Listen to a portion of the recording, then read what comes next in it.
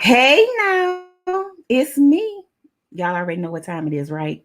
So come on in the room, come on in the room. Tell a friend, tell a foe, tell an enemy. I don't care who you tell.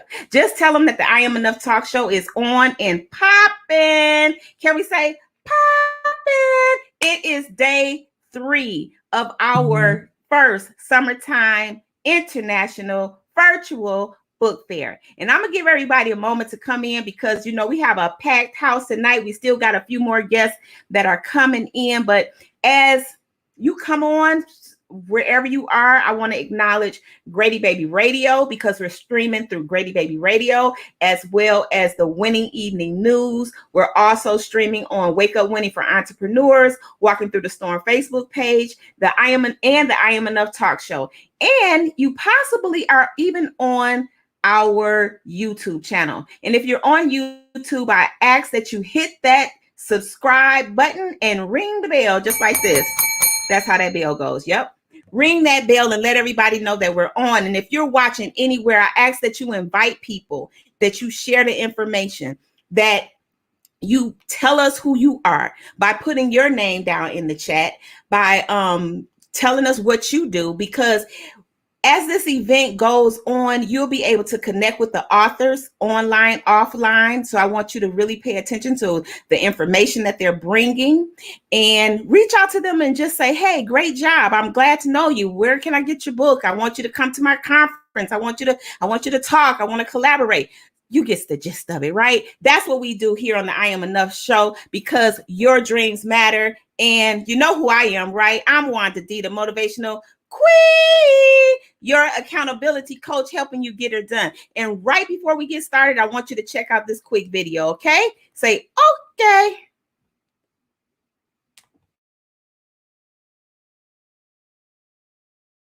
Hey y'all, it's me, Wanda D, the motivational queen, your accountability coach, helping you get it done. What is it that you need to get done? I can help you get on the media and make more money. Get that exposure you're looking for. So come see me. Check me out all social media under Wanda D Hollis, yes, my government name. And you can also follow my website at IamEnough365.com. That's me, Wanda D, the motivational queen, and I look forward to seeing you soon. Go through with PTSD also, I'm ex-military, but I learned how to turn it into microphone techniques. So I'm gonna freestyle and then I'm gonna tell y'all a little something because Wanda D told me to freestyle. Say, I am enough. I am enough. I am enough. Hard with the drums. I am enough. I am enough. I am enough.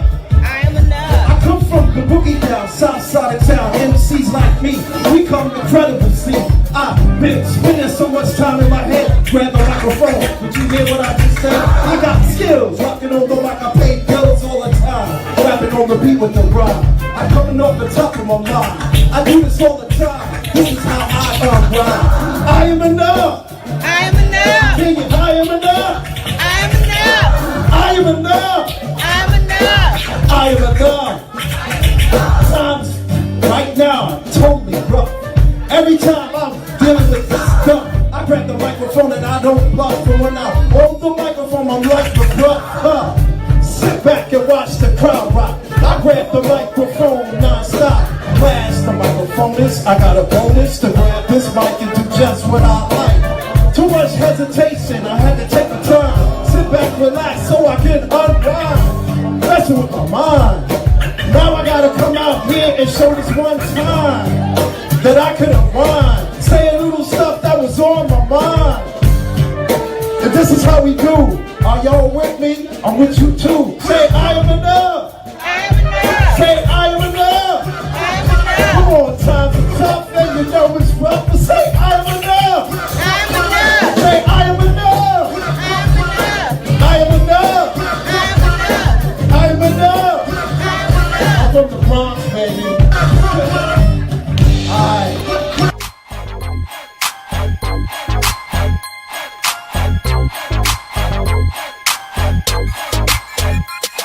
In the ATL.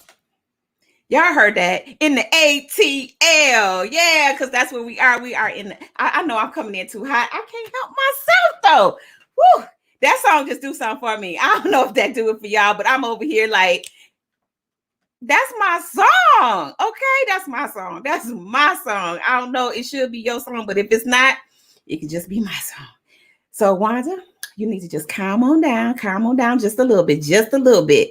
So, this is where we are. We're day 3 on our adventure of the first summertime international virtual book fair. That's a mouthful. What I need you to do, if you're on Facebook, YouTube, wherever you are, I need you to hashtag I am enough. I need you to hashtag wake up winning. Now, this is what I'm do some housekeeping. So you need to put your phones on mute. Do not take any calls during this period. Okay, maybe that's too much, but I'm just going to ask you to do that. You may do it and you may not, but you can't say I didn't ask. And then I want you to tag somebody. Tell somebody that we're on. Tell them that these incredible authors are going to be coming on, giving you some information that you can use, some knowledge, a push in the direction of you publishing your book or your second book or going to production with it, however you look at it. And as we talk, feel free to put comments down. Now, I do want to tell you that it gets pretty full in here. I'm not going to be able to look at your comments right now, but these comments are for our authors. So when we get off, they can go back and they can look at the comments. Maybe you were saying something directly to them. So, tag them. You'll see their information. So make sure that you follow them, follow their journey. You might want to connect with them or collaborate or whatever the case may be. Now, we're going to be going live for, let's see, what's today? Wednesday. So this is our second session of Wednesday. We went live earlier at 12 o'clock. You can find all of our content for the book fair on our website. That's at IamEnough365.com. That's www.IamEnough365.com in case you miss anything. Tomorrow, we'll be right back in here at 12 o'clock noon. From noon to 3, we'll have another session. And then we'll have a latter session, which is at 7 to 9. And then back on Friday, same time, from 12 to 3, and then from 7 to 9. On Saturday, we'll start at 10 o'clock a.m. and we'll go to about 3 o'clock. So on Saturday, it's going to be jam-packed. A lot of people coming in, boop, boop, boop, boop, boop. You know how I do it, boop, boop, boop, boop, boop. Yeah, boop, boop, boop, boop, boop. Okay, y'all got to wake up. See, I can't be the only one, on speed. I don't know what's going on, but yeah, y'all, come on, pick it up. So that's what's going on. So I need you to do me a favor and just tag somebody, invite somebody, share this information, share it in your page, share it on different pages, however you choose to do. Now, if you can share other things, then you should be able to share this. You don't have to worry about vetting it out, seeing if it's going to be good information. Trust me, if it's on the I Am Enough talk show, it is good information. And why? Because the I Am Enough talk show was voted #1 talk show in the ATL. We were selected as the ATL hottest. Also, we picked up another award, being that we're the most inspirational show. Why is that? I don't say that to brag. I just say that to let you know where you are. You're in a great place. This is the place where all the magic happens. I got all the secret weapons behind me and all of the energy and the ancestors inside of me. So I just want to say welcome. Welcome to our party. So our first guest, without further ado, she is dynamic. I'm bringing her up. She's going to talk about her amazing book. She's going to come to you, share some things. We're going to chop it up a little bit, and then she's going to be out of here because she has things to do. She's a woman on the move. So without further ado, let's bring up Dee. What's going on? Hey, Wanda. Good afternoon. I like to say good afternoon, good evening, good morning to your fabulous listeners around the world. I am devoted. Absolutely. It is an absolute pleasure to be out that first summertime virtual book fair. Thank you so very much for the invitation to be a part of this and to share, collect the cash. Yes, collect the cash. Well, what I'm going to do, Dee, I'm going to scoop myself out of the way for a moment just so I can set some things up. Then we're going to come back. So you introduce your book, and then we'll come back and we'll chop it up a little bit. And then we'll just let them know where to purchase this book and what else you have going on. Okay? Sounds like a plan. Appreciate that. Well, good evening, everybody. I am Dee Bowden. I'm the author of the fabulous, look at this, y'all, Collect the Cash. Collect the Cash. The sale is not complete until the money's actually in the bank, but you must collect it first. So, fun facts about me. I'm originally from Boston. I love Ferris wheels, smooth jazz, and great wine. You might be wondering, what does that have to do with collected cash? Nothing, but it's just fun facts about me. And I decided to let y'all know who I am and where I reside. So I'm originally from Boston. I now live in Maryland. So the story about collected cash goes like this. About 15 years ago, I used to work for a small IT company outside of Boston, where I'm from. You know how it is when you get hired for a company, they tell you, welcome aboard. You get your box, you get your plant, and you get your cubicle, and they tell you to sit down and they give you your assignment of what you're going to do. So because I recover money for a living, that means I collect cash, y'all. Lots of cash for corporations, government agencies, medium and small companies. They said, we need you to come help us collect this money. Get this, y'all. They had $8 million in outstanding monies owed to them. I don't know if y'all have ever had to have $8 million. I don't even want to have $8 owed to me. So anyway, they hired me because they needed to collect this $8 million. So I get hired. I get to my cubicle and I'm like, wow, $8 million, y'all? They're like, yeah, $8 million. So this story, by the way, is in the book. So you have to go to www.collectthecash.biz/book. That's www.collectthecash.biz/book to get the rest of the story. But let me give you this small snippet. So I get hired. They have $8 million in outstanding receivables and no plan to collect this. So I'm a believer. So I had a short conversation with God. It kind of goes like this. Hey, God. Yes, D. How are you? You know what, God? Overall, I am fantastic. But God, your word says if you don't know how to do something, you need to ask. So I'm going to ask you because I got this $8 million problem and I need you to show me a clue, God, on what I need to do. So when I got quiet, what I learned, which is part of why I wrote Collect the Cash, is that business to business collections is three things. It's problem solving, number one.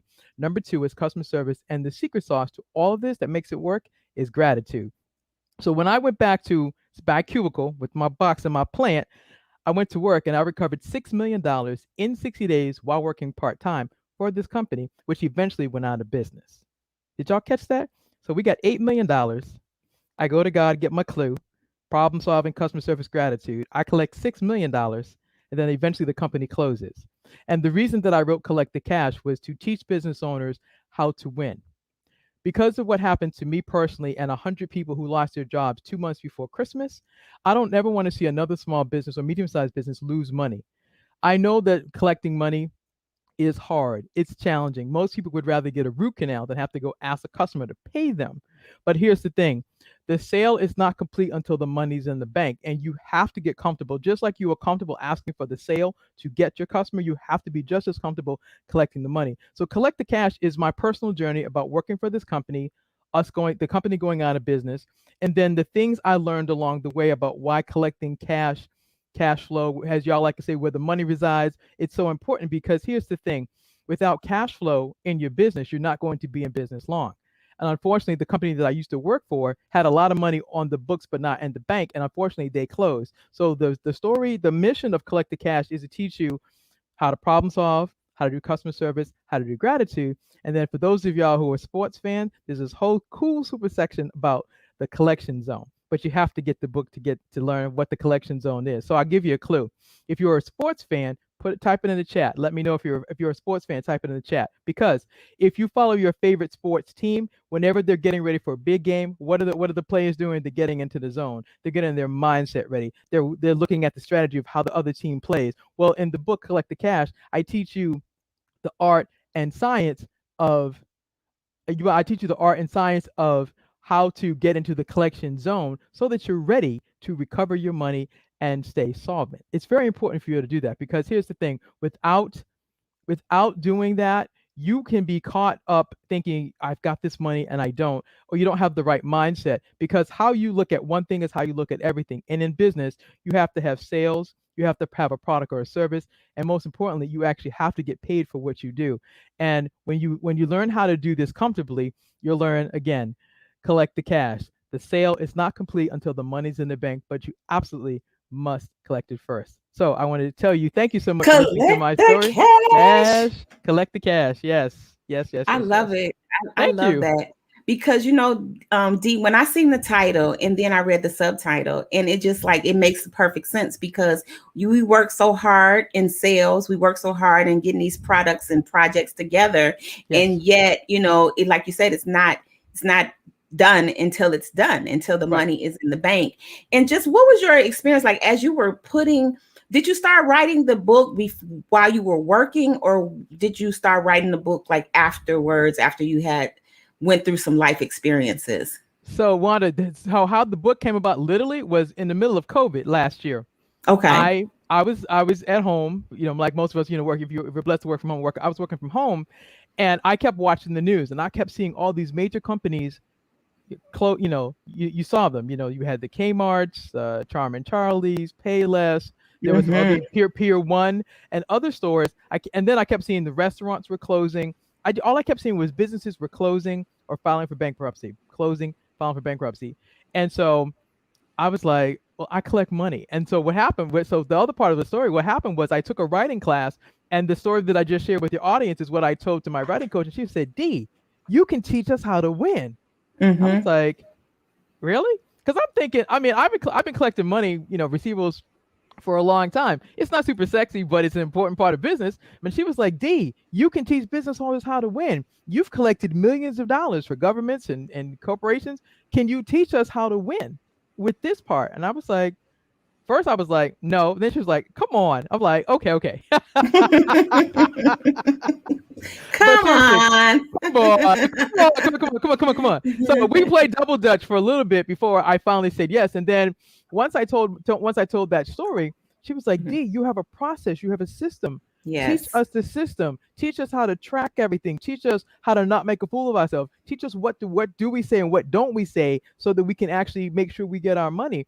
And then the example that I use is your cell phone. You're gonna love this. So everybody who's listening, all y'all, whether you're team iPhone or team Android, here's the best lesson you can learn about business and collect the cash. Teach. You have a cell phone. You went into the store. Welcome. They call you. Welcome to whatever store it is. Welcome to Wanda D. Welcome to Wanda D. And they get your driver's license. They scan your information to confirm it's you. Before they even finish scanning you, they're already looking at your information. They're like, oh, Miss Wanda D, you're eligible for an upgrade. Translation. The sales process is already starting. Sales processing. Sales process already starting. So then they're having you walk around the store, look at all the phones. You're like, okay, I like this phone. I want to upgrade. Boom. So the sale process starts. Next thing you know, you have upgraded your phone, and you're already into the next phase, which is the contract. So you got 5 things. You have a sale, then you go into your contract.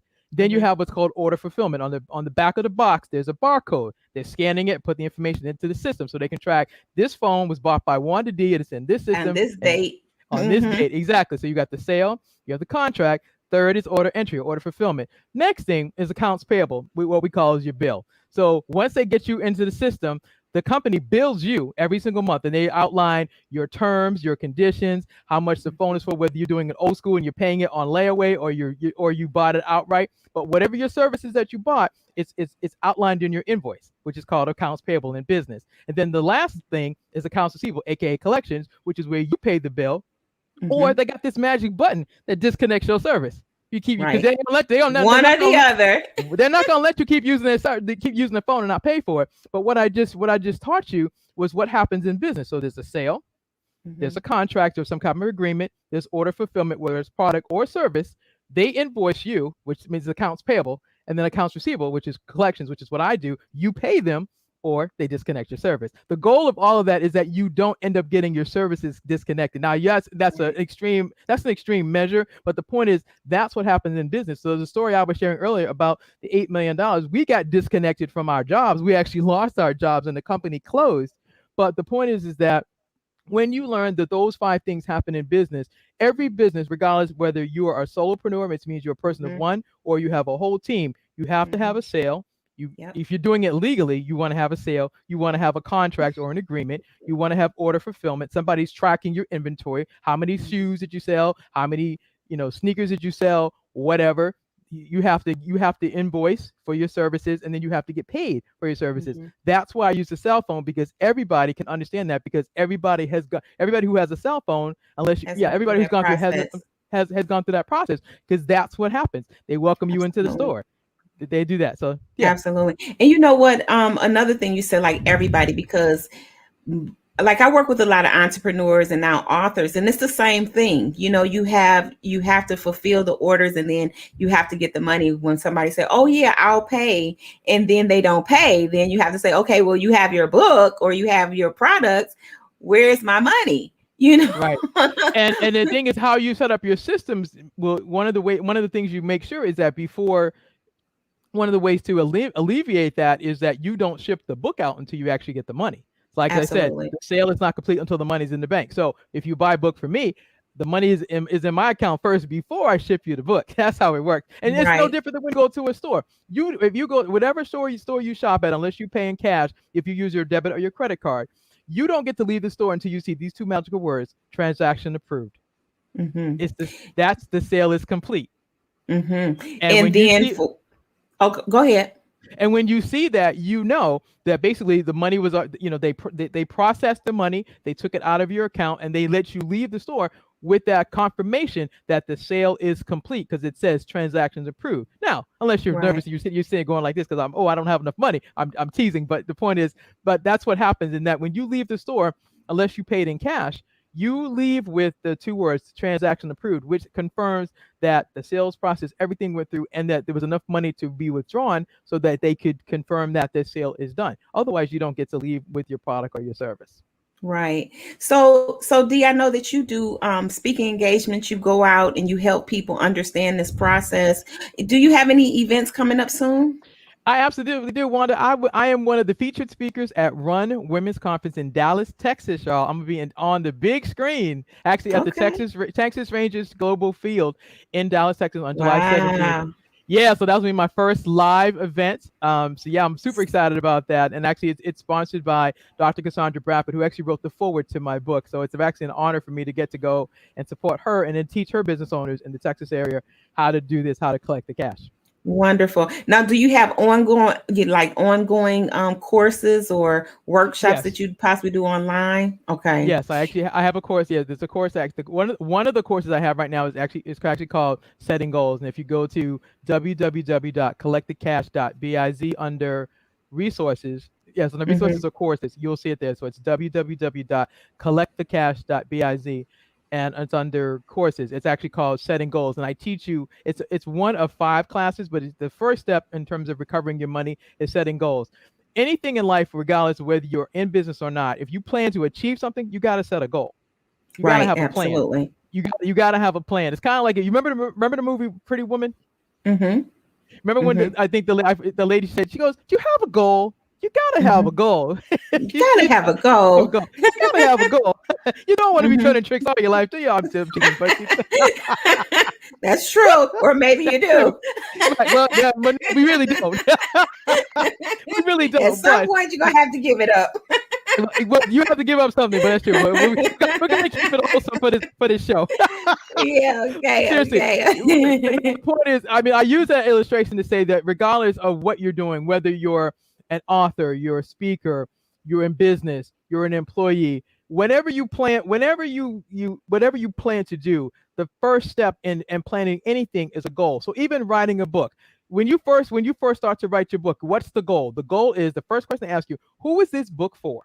Exactly. Step one, who's the book for? So Who's the my book goal for? was to figure out, okay, who am I writing this story? Who? Okay, yes, it's a great. My story is a great story, but who is it for? My story is for the small and medium sized companies that Mm-hmm. have scaled and are starting to make money, and they don't have that AR piece in place because they're like, I've been able to manage it, I got this. But now the money, now they've hit that first wall when they haven't gotten paid, and they don't have a skill set. Or what am I supposed to do? Because Right. you just can't go roll up on your customer like, yo, what's up? Hey, it doesn't work like that. Not in Right. corporate. I mean, depending upon where you are, but in corporate, it's a whole conversation. You have to, you have to do the dance. And I teach you how to do the dance with ease and grace, and to make sure that you don't lose your shirt. Because my objective is for you to learn how to do this. And so it's that. So the first thing was to set a goal. Who is this? Who am I writing to? And then why Mm-hmm. am I doing this? And so for me, Collect the Cash is my legacy.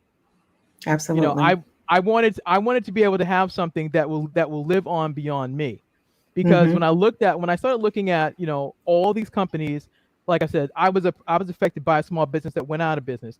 We were just talking about how many companies I watched close last year. And when I see that, the sales process that we just went through, I just Mm-hmm. saw all those small businesses thinking about it. They had sales, they had a contract with this larger company, they had orders to fulfill, they planned on, they build them and they plan on getting paid, and they got the short end of the stick, Right. which It means that didn't. their cash flow was most likely impacted, which means Mhm. their families were impacted. And so this is personal for me. So I want to make sure that I teach business owners why this matters and to what to do when you first run into problems versus letting it snowball like the company I used to work for did. Yeah.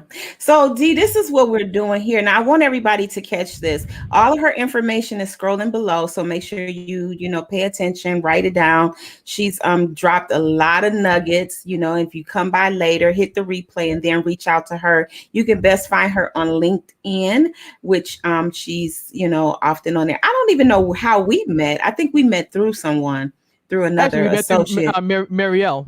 Marielle, okay, right, because she Yeah. said you gotta go get on the book fair. Yep. So yeah, so absolutely, and I just want everybody to know that your resources are amazing, and anytime you're in town, I can't wait till you come this way, till you come to Yes. Atlanta and do some Yes. Let's things let's make here, it or let's make it I'll set happen. something up. Yeah. We'll Okay, set let's do it. something up so you can come here and teach that. But in the meantime, we definitely want to go get your book. Now, this is what all of our authors are adding value to our listeners, our watchers, our looky loos, because people sit on their gifts and talents. They sit on the books that they Hmm. kind of like, I'm a little nervous. I don't know how to give birth. And what you did was you took your experience of all your work experience, the things Hmm. that you were doing, the things that you know how to do, and you made a product that can service other people. So I Yes. want you to speak to people and let them know, or give them maybe some tips or advice on how to get off that fence and go ahead on and publish that book. Oh, you know what, Wanda? Thank you so very much for that. Listen, y'all. Listen. You've been given a gift, whatever it is that you know how to do, and you have a responsibility to share your gift. I tell you that personally because until I took my writing course, I didn't really know that. And then it was my writing coach who said, "D, you can teach business owners how to win."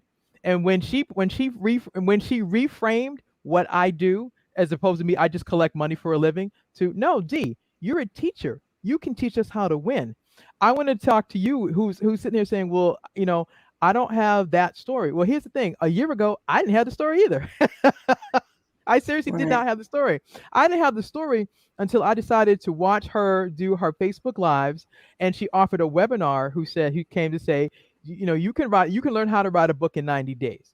So if I was going to tell you anything before you even think you want to write a book, go take a course. If you see somebody, I'll give you her name. Her name is Sheree Robin. If you see Sheree Robin doing her free webinars, go take her webinar and at least go listen so you can find out whether this story, this idea you have makes sense. Because a year ago, I didn't know this, but when I decided to go invest in myself and go take her class, and when she said, "What do you do?" and when I explained it, she was like, "Oh my gosh, D, you can teach us." So here's the thing. Number one, anybody who's ever decided to do anything great, they had to make a decision. And they had to go Absolutely. investigate. Sometimes you don't have all the pieces. So like a year ago, literally, this time last year, I was in class. Literally, this time last year, I was still working on the very first draft of Collect the Cash. And we were going back and forth around my titles, whether this works, that works, and a whole bunch of things that didn't make sense. But here's the thing. I wouldn't be sitting here today with this phenomenal book done if I had quit. Because the first time she Absolutely. gave me my edits back, I was like, what? What? No. But I'm sharing that to tell you this. Don't be afraid to begin the process. You will not know what's on the other side of your story until you get started. I didn't know that Collect the Cash was going to evolve into this phenomenon. It's a Like I'm on platform the now. it's a platform. Listen, y'all, I'm on the International Summertime Virtual Book Fair. This was nowhere in my peripheral a year ago. Mhm. But I've had one story that I've been telling about me working for a company that went out of business and me talking about collecting this money. And my heart's passion was to teach business owners how to collect the cash and to stop leaving money on the table. And from there, Absolutely. it's been watching God take that one story. I'm like the guy, the little boy with the two pieces of fish and five loaves of bread. That's been me. That's been my. I had And it's my been one story, multiplying. And it's been multiplying and multiplying and multiplying. But here's the thing: you cannot, if I could speak to you as a potential author, you cannot be afraid to get started. The first step Mhm. is to take a writing class, and because you can find out from the writing class whether you actually have a story that can be published. Is Absolutely. you have to find out, because I mean, if you let me put it this way: people can publish things all day, everything, but if you want a story that's got character and that can actually teach people something that can be of benefit, you take the writing class and get with a professional that can tell you, yep, this makes sense, or not right now, Yeah. or it's going to need some more work. And don't be afraid of that. You can't be afraid of that. Absolutely. Thank you so much for that, because there's You're welcome. always different styles and different types of writers. So I Right. just want people to realize that they have to get past their fears and get started. And like you offered the suggestion of taking a course. Now, the last thing I want to know before you leave is, what is your power word? Your one power word. My one power word is gratitude. Gratitude. Y'all write it down. You heard it. It was Dee Bowman said, collect the cash, follow her on Instagram. I mean, sorry, on LinkedIn and Facebook, and go get her book. I thank you so much for coming on today, for hanging Thank out with you. us inside of our first international summertime virtual book fair. Thank you Yes. so much. And we Thank will you. look forward to seeing you real soon. All right. Take care. Bye. Bye. So there you have it. You got it. Her power word was gratitude. And y'all already know. If you don't know, now you do. What we're doing with the power words, all of our authors are going to be offering you a power word. At the end of our event on Sunday, we're going to roll these power words, and you're going to have to match the author to these power words and also their advice that they gave you. So make sure that you're keeping up, that you're taking notes down, that you know who told you what, because we are getting a lot of information. Dee also has a nice trailer that we'll be playing throughout the conference, with throughout our book fair. So make sure that you check that out and just follow her. Get all of this yummy good information from her. Well, without further ado, I'm gonna bring on our next author. Yes, he is sitting there in the snack room, in the green room, and hopefully he has not eaten up all the snacks, but he is ready to come on and tell you all why he became an author and let you in on some of his secrets and his journey and tell you about his book. So let's see if he's ready. There he is. What's up, King? How are you today? I can't hear you. Okay, I'm good, Queen. How you doing? There you go. There you go. I am doing absolutely fabulous. Did you enjoy Dee and her information? I did. You put some really good information, and like you said, other people's experiences can help someone who's trying to get down to that road of success. So she's right. You never know what your book or who your book might influence and get them out of a rut onto that road to success. Absolutely. So it's A.P.A.J. Turner. Now that's a lot of that. Is that That's correct. your what do you call it? Your pseudo name for writing? That is that correct, or can you Yeah. hear So me? my author name. Yes, I can hear you. Okay. Yeah. So my author's name is A. Page Turner. Because everything I Okay. write is a page turner. A Page Turner. Okay, I got it now. Okay, okay. I love it. I Yeah. love it. I love it. Yeah. So, where are you at right now in the country? I am driving through Maryland, headed to Virginia, and then off to Atlanta to film my second book trailer for the next book after the one that we're going to talk about here shortly. Okay, there's a little delay and it's probably because you're in the car, so it may be a little delay. But what I'm gonna do is I'm gonna move myself out of the way, kind of give you the whole center stage. Perhaps the sound quality will get a little better, and then I'm gonna come back on and we're gonna get into our discussion. Okay. Okay, great.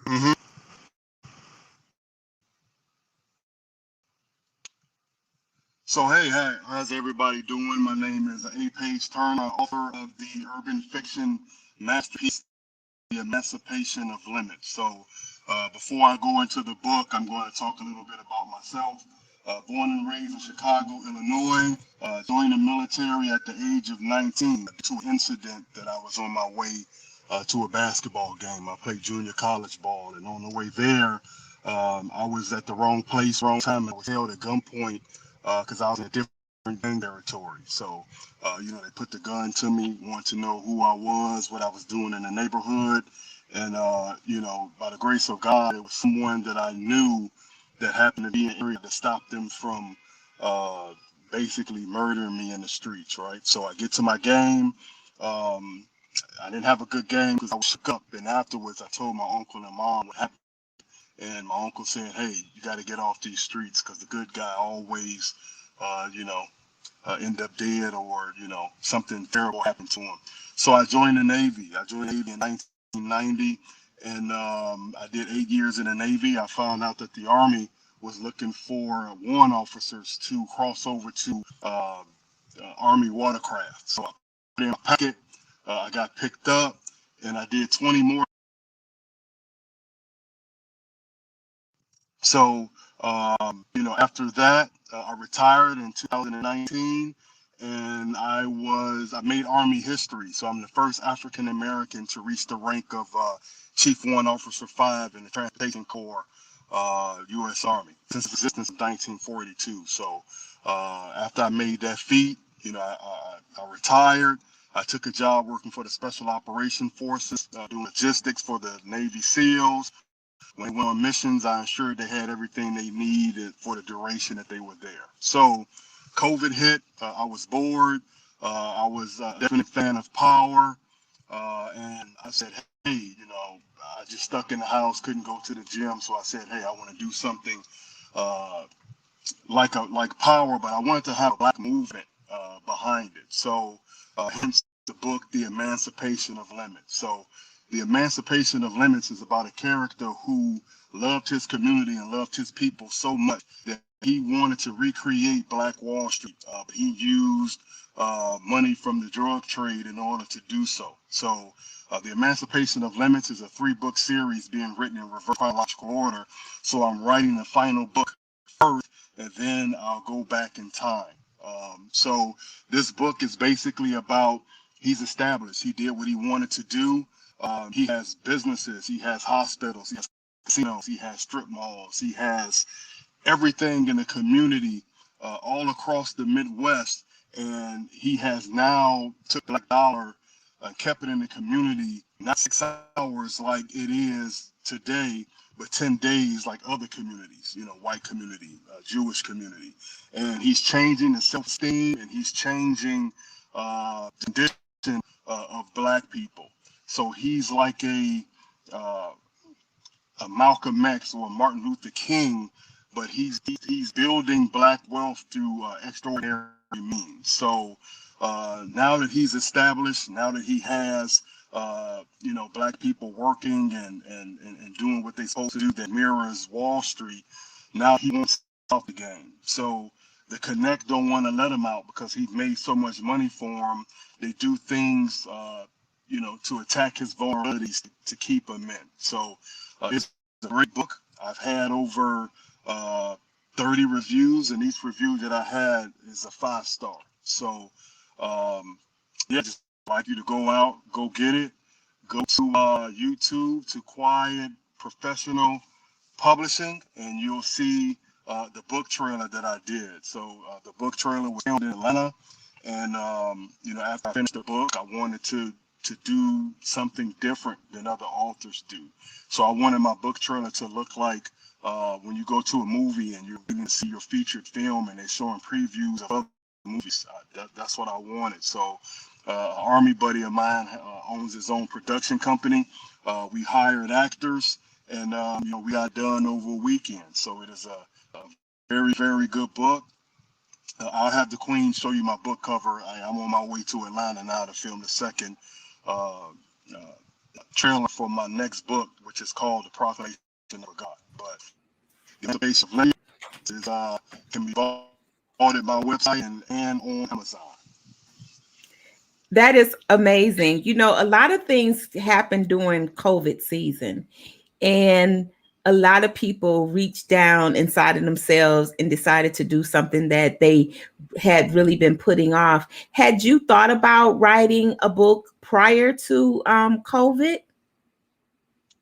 No, my focus was always my career. My focus was always, making two or three, four streams of income so I can create the blackest generational wealth for my family. So I was Mhm. just bored to death, and I really didn't like how power went off, how it ended. And I said, hey, I think I can do a better story with the black movement behind it. So.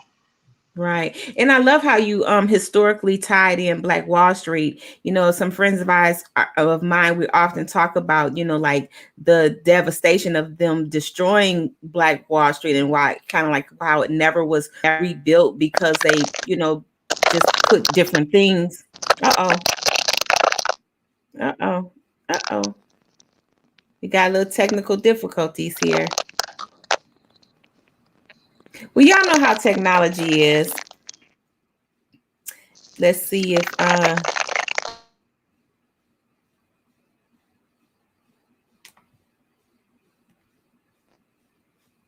can hey, can you hear me?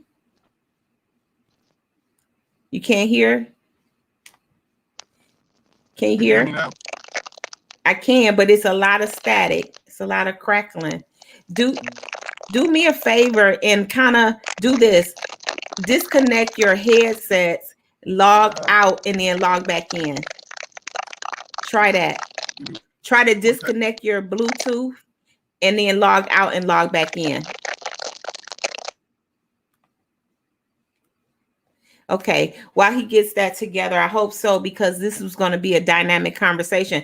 I just love the fact that his book, you know, is telling this story of how really how the choices that we make, you know, and then you can take those choices and do something positive with it, like the character that was in the street, and now they're building up the community. You know, you think about people like Nipsey Russell, what he was trying to do in California with rebuilding that neighborhood up, and then he, you know, unfortunately was murdered. But there we go. You back?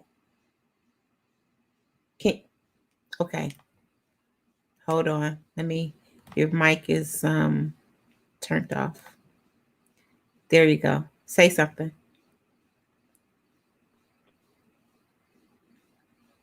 Can't hear you.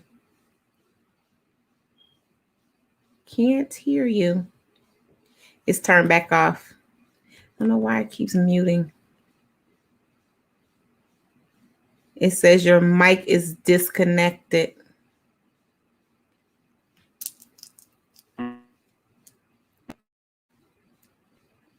Hello?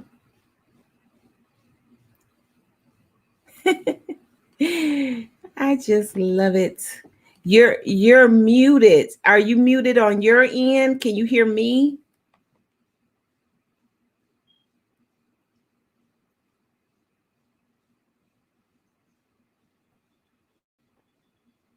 Okay.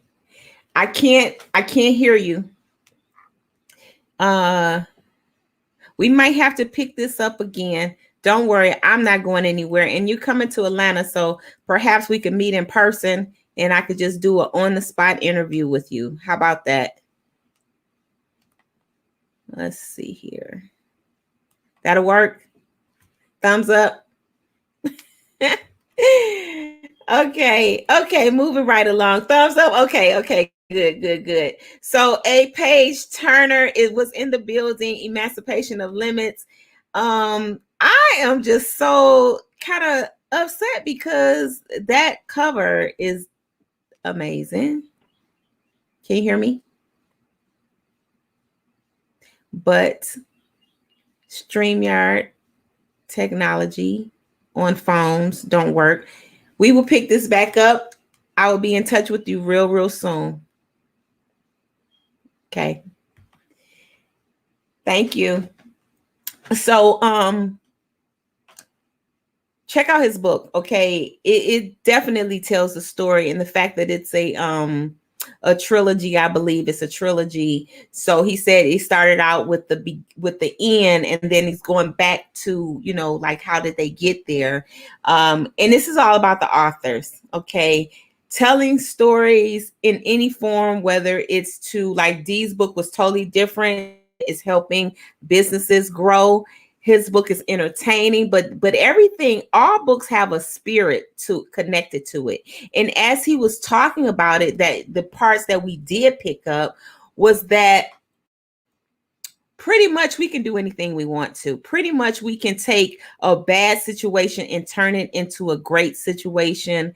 We can decide to add value to our communities, even though sometimes some of the behavior may be destructive, but then we could turn that thing around. And sometimes we have to do things are done out of necessity, but then when you reach to a point and you can make a difference with different resources, that's what you can do. So I'm looking forward to reading that book. Hey, Lisa Bailey, what's going on? Hey, Miss Sandra, how are you? How's everybody doing?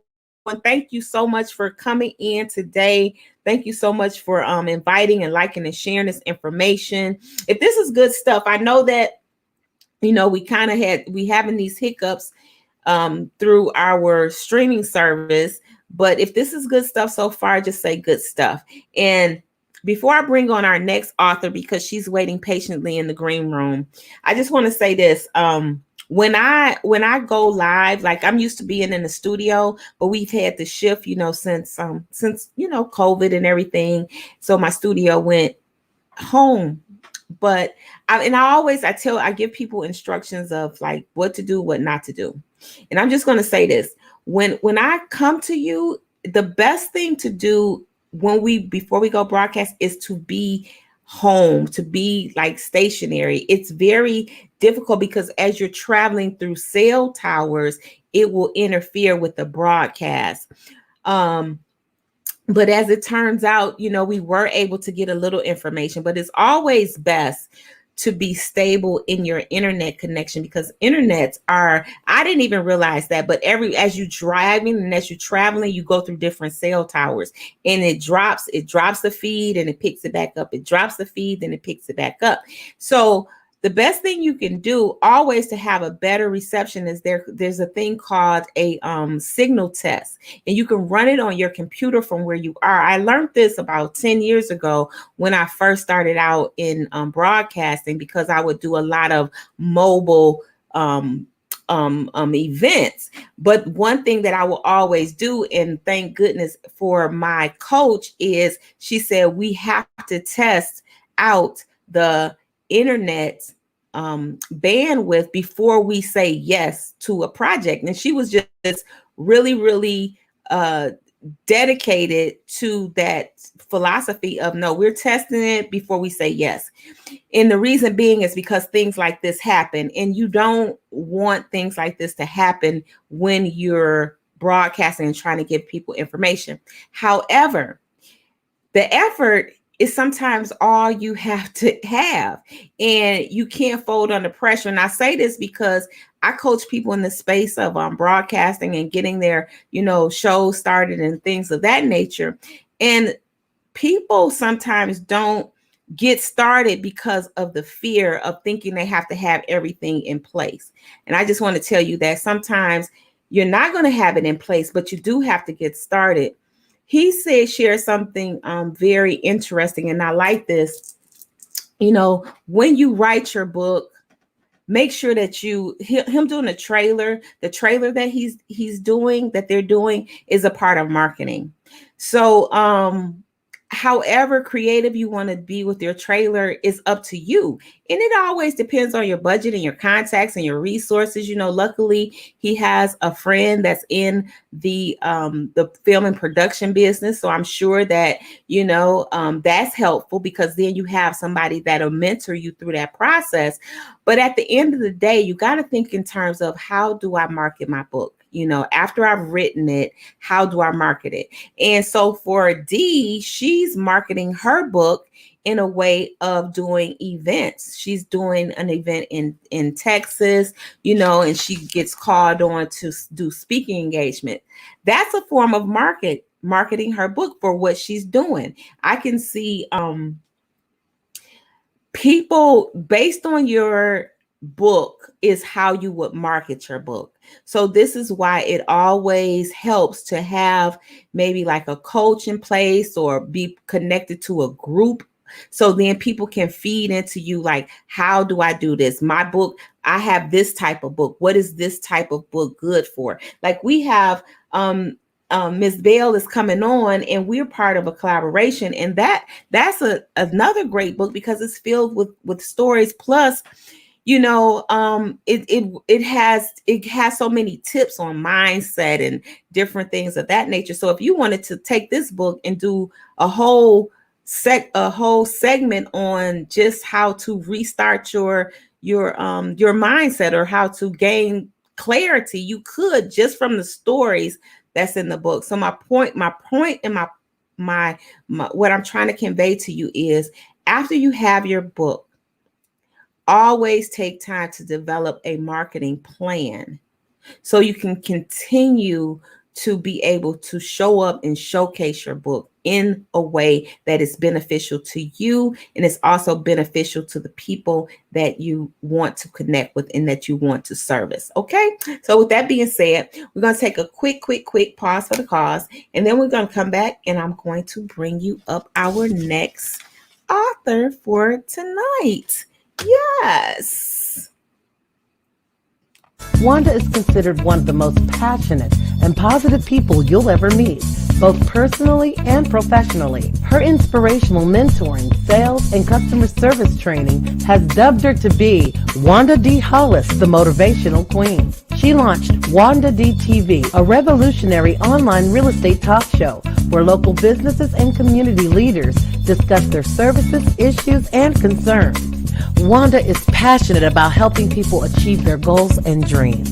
She has gone on to pursue many passions, including her I Am Enough talk show, having a seat on the West Georgia Board of Realtors, author of inspirational and motivational books, and also a strong supporter of several nonprofit organizations within her community. Wanda believes that there's no such thing as bad decisions, only regrets of not making the right attempt.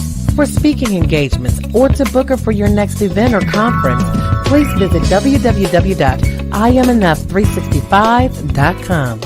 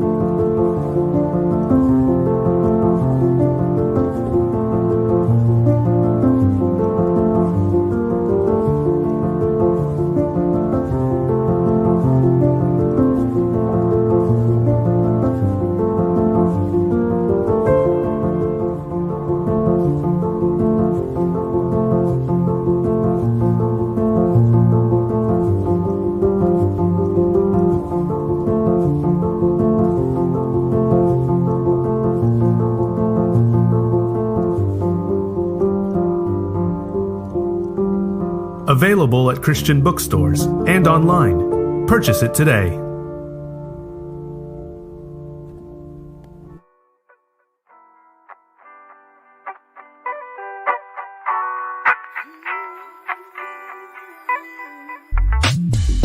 You gotta take time out to focus on you. Don't take on any tasks that don't belong to you. It's a perfect day to make a change. Gotta put the brakes on anything that get in your way.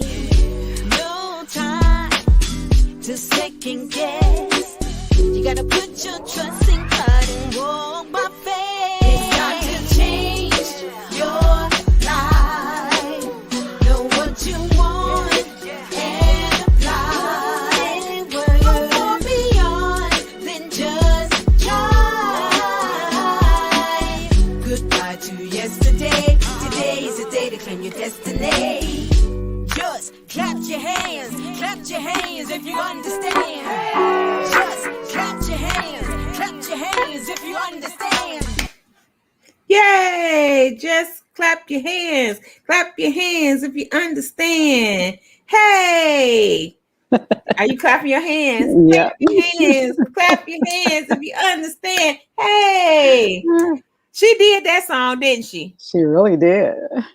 That song, that's done by Songbird, our one, our only Felicia Gardner. And she wrote this song for the book that we all are a part of, which is this is one of our word collaborations. And she went in the studio, recorded it. So this is our theme song. And just a shout out to Miss Felicia. And if you all would like for her to do a theme song for you or write you a jingle for your business, for your song, she is the one to go to for that. She also does voiceovers. So welcome, Miss Deborah Bell. Thank you so very much. How are you today? I am super fantastic. It is a pleasure of being here with you this evening. Oh man, stop being so formal. So what I'm gonna do, because I gotta do gotta do you right, gotta do you right. First, I want to say thank you. Welcome, welcome, welcome, welcome. I'm so glad that you say yes when I call on you, and when I try to boss you around, you kind of let me have my way a little bit. So that's always a good thing. But I'm so glad that you're here tonight, because we're talking to people about, you're an author now, you publish your book, and this conversation that we're going to have is a great one because you're a new author, you're a first time author, you were part of a collaboration, you were, you can come on in here and tell your story. So I'm gonna move out the way so you can introduce yourself to the people, and then I'll come back and we'll get into more discussion about why you became an author and what's going on with you. Okay. Hello, everyone. It is a pleasure of being here today. I am Deborah Bell. I am a mother of 3, 7 grandchildren, 2 great-grandsons, 10 siblings. I work with the state of Michigan for 30 years, state government. I retired, as Steve Harvey would say, jumped, and I formulated my own business, Angels on Assignment, senior caregiving, where I am the owner and operator. I also am a master multi-level marketer, and now I'm a new gardener. And so, as Wanda said, I am a first-time author, Wake Up Winning too. And the reason why I wrote the book is because you can't say no to Wanda, mainly because Wanda's a blessing and she forces you to be blessed. So I am truly grateful and appreciative to her for that.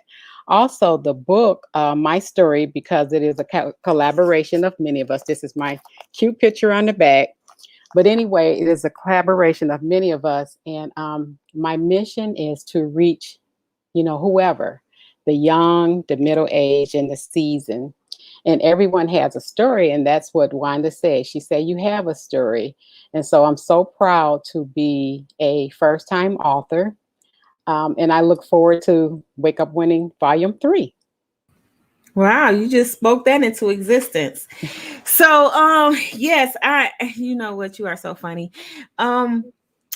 Saying yes, because I did come to you and I said, hey, you need to do this. I know your story. I know you have so many nuggets, and you're so, you're dynamic and in a lot of ways that can help a lot of people. And one thing, sometimes we're kind of in our own way. So when I came to you and I said that, what was your first thought that went through your mind? My first thought was, I don't have anything to say. And you said, everybody have a story. You said you were a single mom, a teenage mom, you have all these siblings, you've been running things for years. So, everyone has a story.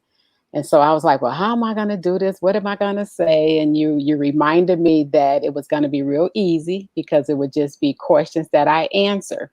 And as everybody before me mentioned, during COVID did a lot of things for a lot of people. Unfortunately, a lot of people lost loved ones, but even more people became entrepreneurs or fired their boss and started to do something else that would benefit them.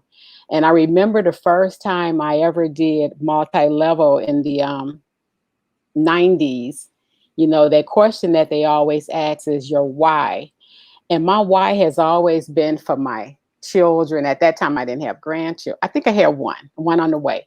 But my why has always been for my children and my grandchildren. Now it's for my great-grandchildren because these two little babies, the 2-year-old and 4-year-old, I don't want them to go to the traditional schools. And also, I still have my parents. They aren't married to one another, but I always wanted to give my mom a monthly allowance. So that was my why. I'm never in the equation. It's always for the family or the children. Mm-hmm. Mm-hmm. Absolutely. And you said the process that was of writing was simple. And as you started writing, as you started answering the questions, you kind of really, really got into it and things open up. Can you take us through the journey of the emotions that you may have felt by going through those things? Yeah, because it kind of took me a little back to my childhood. It took me back to being overprotective. It took me back to remembering the days that with my mom also being single, how much I was to the family in terms of, looking out for her children, which was my younger sisters and brothers. And so I asked my youngest daughter to kind of help me along the way.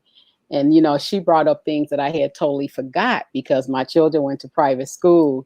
And she said, Ma, you have so many things, one of the things you remember, you wanted us to go to the best school. You remember you sat in line, camped out at the school line all night long because it was on a first come, first served basis, and you still had to qualify. You remember all those things, which I didn't even put that part in the book. But, my daughter, she doesn't forget anything. So I remembered a lot of things that I could add. Mm-hmm. Mm-hmm. And I like the fact that you said, you do things because you want to keep serving other people. So Correct. yeah. And so how do you feel like now this book is serving other people? Um, I sold a lot. I sold over 100, and everyone I got great feedback. They loved the story, which to me, it was just something basic. But obviously, it had an impact on certain ones because, especially a lot of the church members, they know you as a church member because they're your sisters and brothers in Christ, but they don't know your deepest, not that I had secrets, but my childhood, so to speak, and my responsibilities. So a lot of them came back to share that they were touched by that. They always said that I was different in a positive way, but they were touched by the fact that I did what I did as a child myself, basically. Mm-hmm. Mm-hmm. Because you started your family very early. How old were you when you had your first child? 15. 15. And you did a lot. And plus you were the oldest sibling. Right. So take us through some of the things that the typical 15 would not have done, but you had to do those things. Um, well, by then I had my child. And so the typical 15-year-old back then, I had a lot of help from my children's grandparents. And, they assured me that they would be there for me no matter what. They would be there for the children. And they actually put me up in my own place, but it was above them in a flat. And it's funny because my kid's dad was several years older than me. And he was, I want to say maybe 19. And so he bought me this car and I didn't even know how to drive. And so I was like 17 years old. He bought me this car and I wasn't feeling good one night. So I drove myself to the hospital without any driver's license. And as I was in the emergency room, because I'm from Detroit, and there used to be a hospital called St. Joseph's. So I drove myself to St. Joseph's Hospital. And the young lady, she looked and she, looked both ways. And she said, "Where are your parents?" And I'm like, "I'm 17 years old." She said, "Well, you're not an adult. So you have to call someone and tell them to come sign you in." And so that's when it hit me. Even though I had been so responsible for so long, I was a minor according to the law. Right. And so I had to call my dad and he had to come sign me in. So, because I kind of suffered with bronchitis back then. So he had to sign me in so I could be seen. You say you just realized that I am a mother and I still can't even take myself to the doctor. Right. Wow. That had to be an eye opener right there. That was the eye opener. Yeah. And so, and then too, you managed a household. At that time, you lived above your grandparents and you ran your own. You took care of your kid. You have at that time, what, one child or two? I had one? two.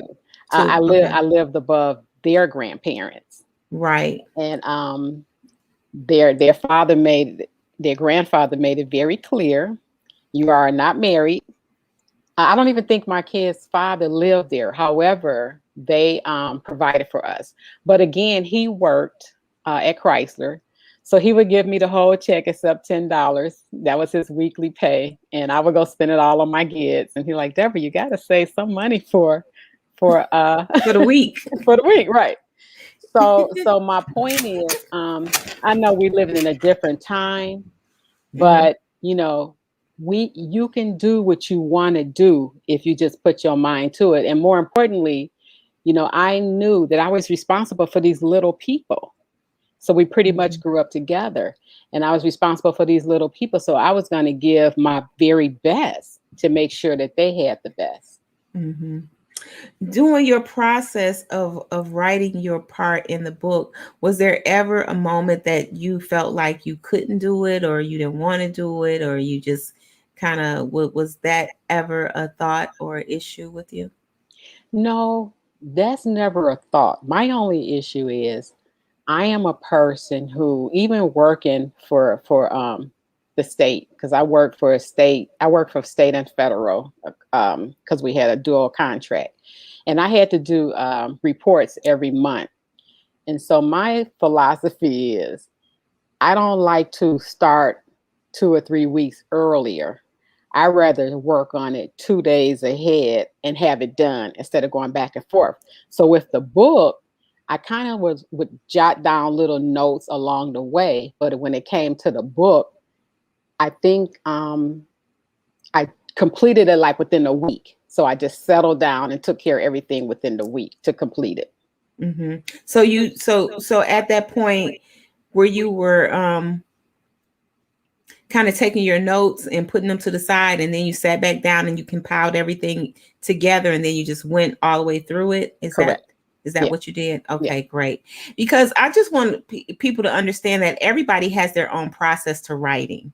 Correct. Like some people will storybook and write it out, and some people would just, like, I think it was Shimia that talked about how she doesn't write like that. She just like writes one thing down and then go back and do something else, and then another person may do it another way. Eric was on yesterday. He talked about how he would set his timer and he would write the same time every day for like 20 minutes a day. Correct. And I just say this to say to our viewers, the ones that thinking that I got to do it like this or you got to do it like that, there is no wrong way to do it. No, there to isn't. just do it. Yeah, because even I'm on the road a lot because I have clients, and even I may be driving along and see something that would remind me of something. So if I would once I get to the light, I would start writing to keep the note, or I would just always have a piece of paper on my side, and I may not even look at it, but just write it because I know I will understand my scribble. And once I settle down, then I will put it together. Mm-hmm. Now, since you finished with this book, are you still in the habit of writing your thoughts down or just writing in general? funny you should say that. I started out this year doing that, but I kind of allow things to kind of get in my way for no apparent reason. However, yesterday, after listening to all those the inspiring people that were on, I wrote myself a list of a daily ritual, which I usually do rituals anyway. I'm just not consistent. So I wrote myself a list starting with waking up and exercising and my diet and my writing every day, write down something. So I wrote myself that list, put a piece of tape on this paper and stuck it on my bedroom wall. So now, this is day one. I actually was exercising at 4 this morning. However, I started my day. And more importantly, being a procrastinator sometime, if I promise God, and I'll take like a few days at a time or one day at a time, and I'll say, God, I promise you this week, I'm going to do everything I said. Now I may mess up next week. I don't know. But because I promised God, I know I'm going to follow it this week. Mm-hmm. Mm-hmm. That's awesome. I like the fact that you say you promise God. You write that down. And so you write that letter to God. So then it's not you writing that to yourself or to me or to nobody, to the kids or anything. It's you're writing that to God. How long have you done that? Well, what made you get started in doing that behavior?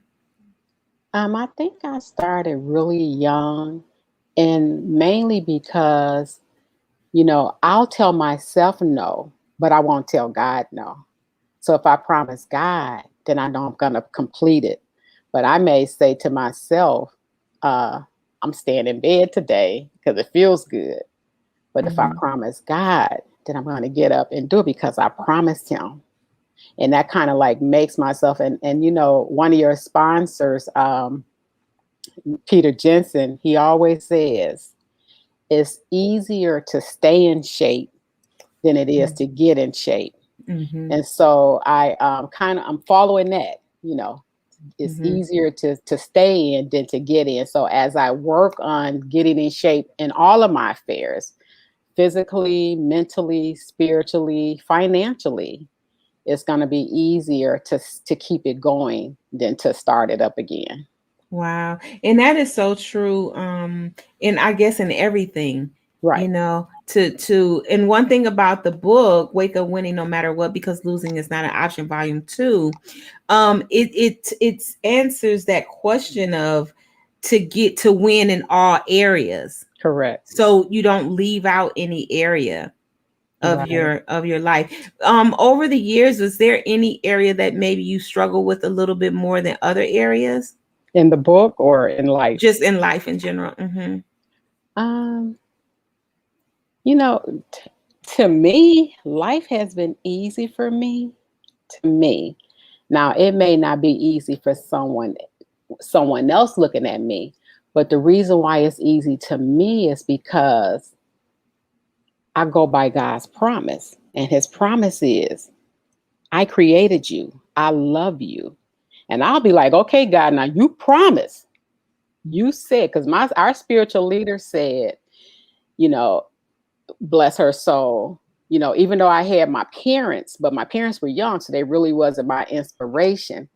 But my spiritual leader told me, I think I was like 26, and in the teachings that she taught, she said, you have to talk to God like you talk to your father. Well, that wasn't easy for me because I didn't talk to my father in that sense. We didn't have, even though I love my dad, but he was young, he didn't know. But I couldn't go like the average person can say, me and my dad or me and my mom had this kind of relationship. So that was a little hard for me. So now I don't even really say God. I usually say my daddy or my daddy God. And that makes it easy for me. And so when I talk to my daddy God, I'll be like, God or daddy, you said this. Or daddy, you said I can have this. Or you said, daddy, as long as I obey, then you promised me that my seed would never beg for anything. So that's why, in my opinion, it hasn't been hard for me. Mm-hmm. Great. That's great. I love how you cultivated that relationship to be very personal. Yeah, very. Yeah, very personal. So it's not like outside of you. Right. Right. Because, the thing about me, even being younger, my family didn't really go to church when I was a child.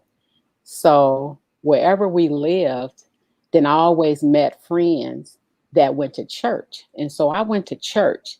So I always knew that there was a higher being. I didn't understand a lot of things, but I knew it was something. And I've been in several. I've been kicked out of some. But anyway, um, I went to church, and the traditional thing was you do this, or you go to hell. Well, Mm-hmm. and I don't really want to get into the, hell, this, because I don't think there's no hell. But anyway, I remember when I was 13, I said, well, God, if I have to go to hell, then why was I born? But when I Mm-hmm. got to the Order of the Fisherman Ministry, they taught me that there's God, there's the Jesus, and there's the Holy Spirit. And also, we recognize Jesus' mother because she's a special person. Because women are divinely favored, and God favored women. And so, teaching us that, I understand, how could God do that if He loved me? He wouldn't. I'm His child. And I know how I feel about my children, my grandchildren, my great grandchildren. So why would a God do that to his children?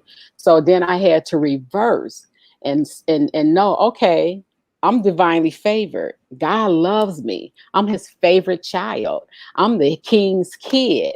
And I say these things with emphasis every single day. Mm-hmm. So, you know, Yeah. So, oh, that's pretty good. I want to give you a bell for that one. That's pretty good. Because a lot of times people thinking that they should move differently, and you're like proving the point of just stand on the words that have been given to you, right. right? Just stand on those words. And if those words say that you're the head and not the tail, then you should not expect to be treated anything less than You just great, and right? you have to believe that, and Yeah. you have to know who you are, and you have to know whose you are.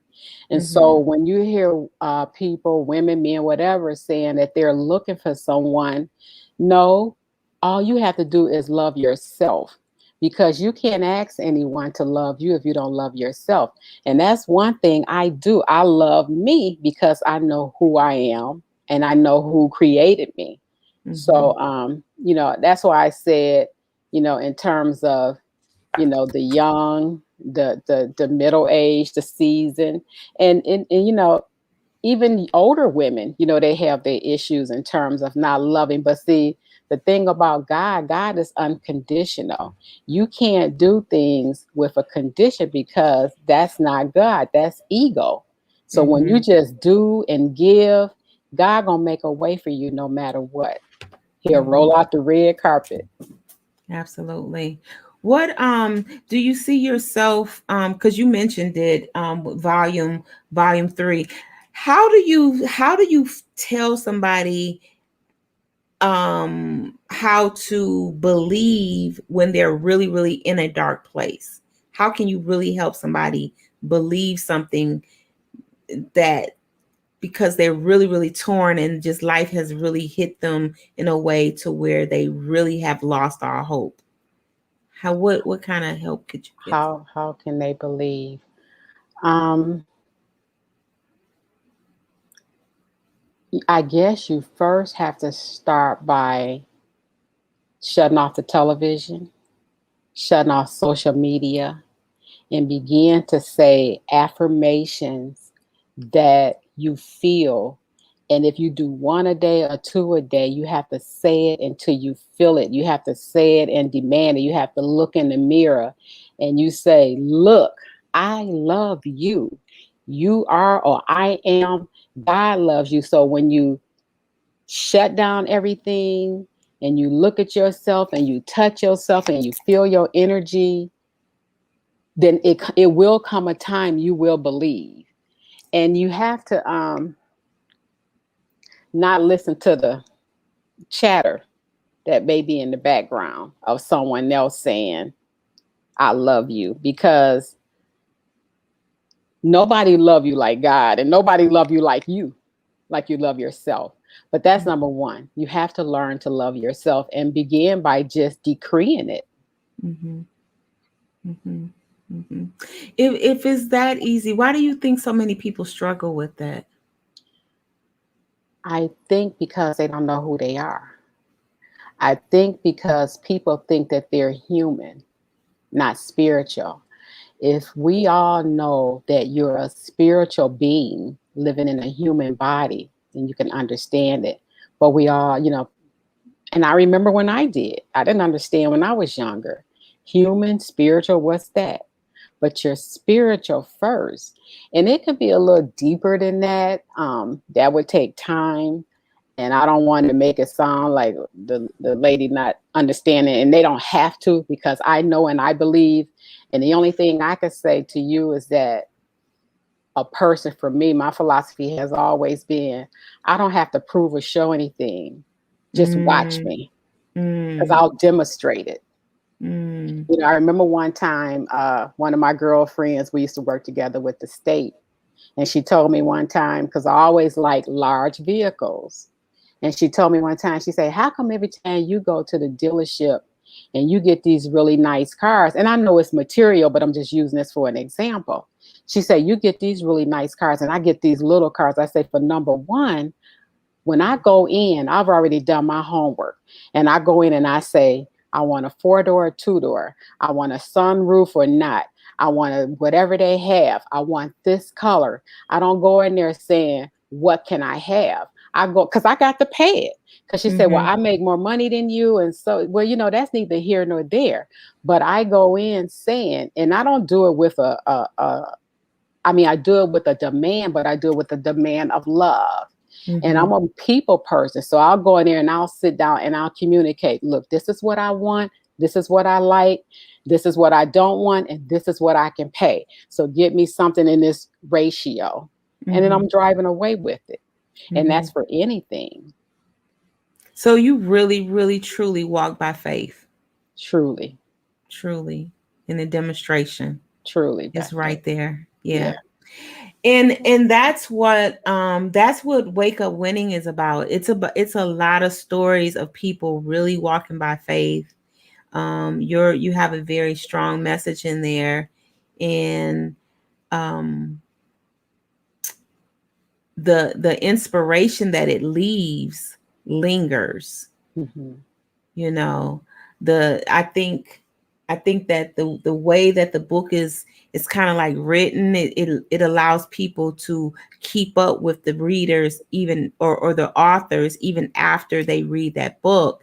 So what are some of the things that you're now working on? Because I know you're a busy lady. You have your own home senior care company that you service the seniors, which my hat goes out to you, because that is a very special assignment. Yeah. And then you do you have different multi-level marketing companies that you support, and you're part of that as well. Like you mentioned earlier, you just started gardening. Yeah. And so what are some of the things that you do, and what do you do for fun? My fun time. My fun time is, first of all, family. But again, we've been a little bit on lockdown. So before COVID, I was traveling every other month. I make sure I go to have some type of spa treatment on a monthly basis. I go to relax and get the tension, because you're right, I take care of seniors, and it's a lot of energy. Right now I am gardening, and I'm already looking forward to buying a lot so I can start a even larger gardening next year. And I want to have it large enough so that people in the community can come help themselves to it. You don't have to pay for it. I mean, if you want to donate seeds, that's good. That just came to me. But as the food grows, just come help yourself to it. Remember when we had the 4-H? Do you remember that, when we had the 4-H gardening around the city? No, but okay. there are a lot of them now. Yeah, like community gardens and Right. stuff. Yes. Yeah. Well, why is that important to you? Well, and let me say this first. The difference between the 4-H and myself, see, I don't want to be out there in the yard. So the one that I have, I bought a greenhouse. I'm more interested in being inside the greenhouse. I don't want to be with the bugs. I don't want to be with the flies. I don't want the animals coming and walking on my food and all that. So I already saw a greenhouse that looks like it's about a half a block long. So that's my plan of a greenhouse. Wow. And you know, it's funny when you come to Atlanta, I'll take you over to a niece's place. And what they did was they took the I can't even think of the name of it, but it was like the kind of like the tunnels, and Yeah. they created all of this. And I had showed it on, I did a film of, I did a live one time over there, walked them through it. Did you see that? Did you see when I showed No. that? Okay.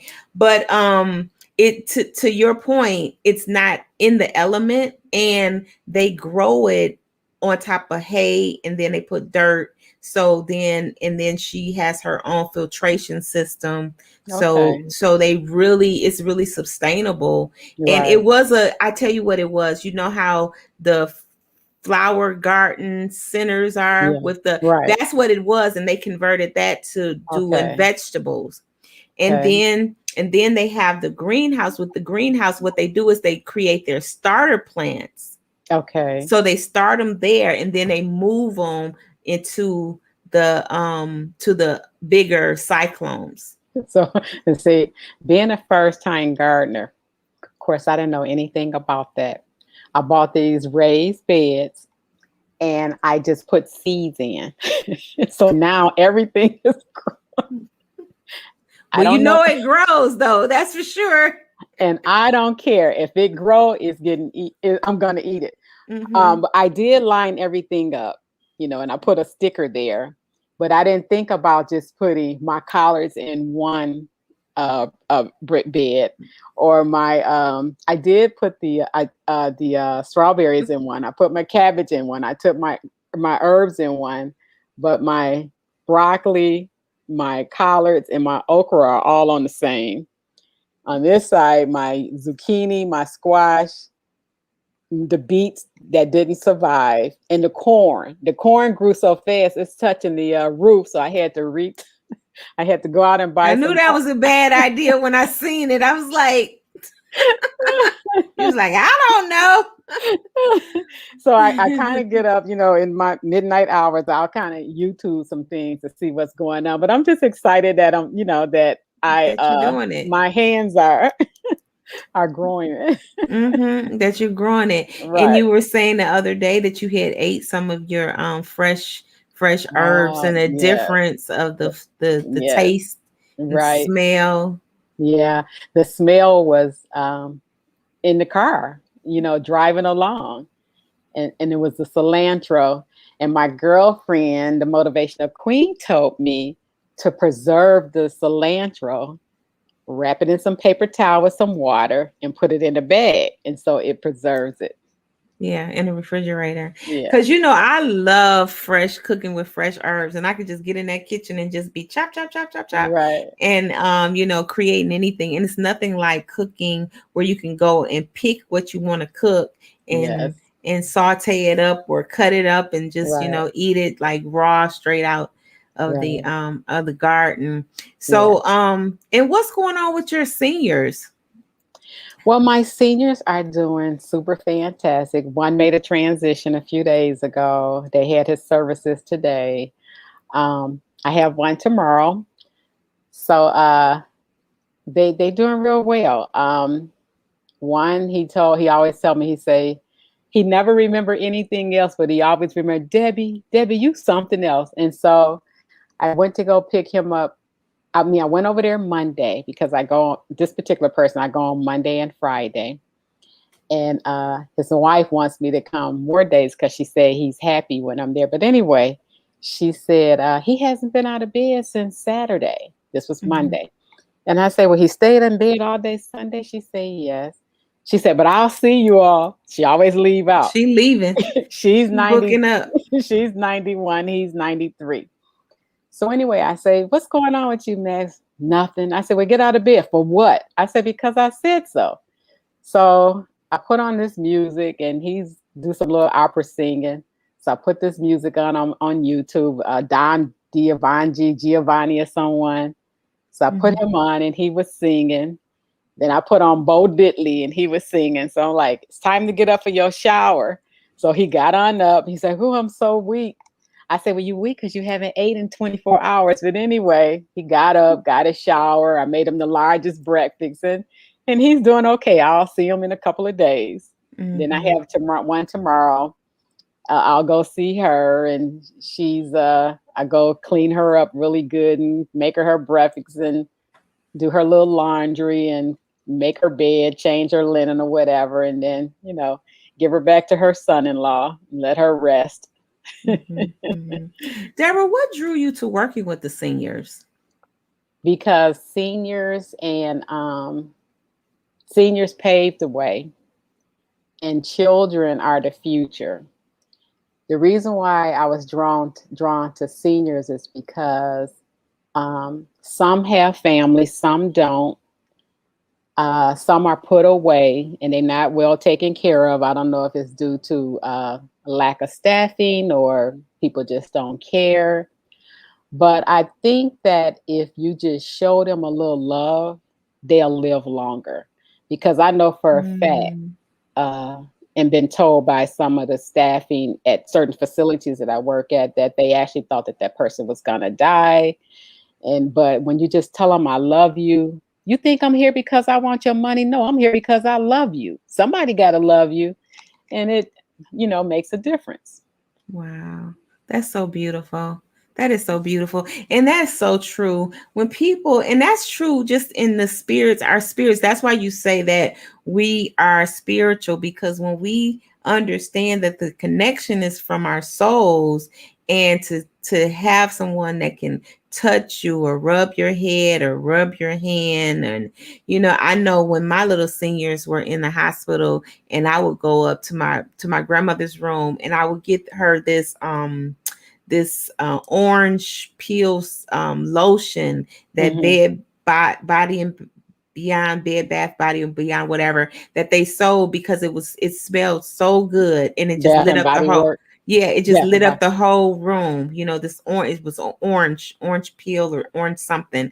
Right. And I had that. And then I would bring her some of these plug-ins that had the oils, and it would just be lighting up the room. Her room smelled like it made the whole Florida hospital, right? She was in the hospital, and I would just go in there and I would just, take her little hands and just rub her little hands with that lotion. And I remember every time her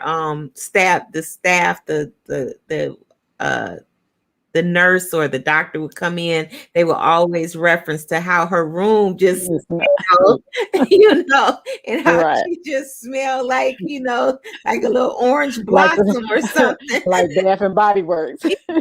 But it's stuff like that. And then when I would go visit my grandfather in the nursing home, I would just sit there and just like comb his hair and just, like kind of clean his face up and just do different things like that.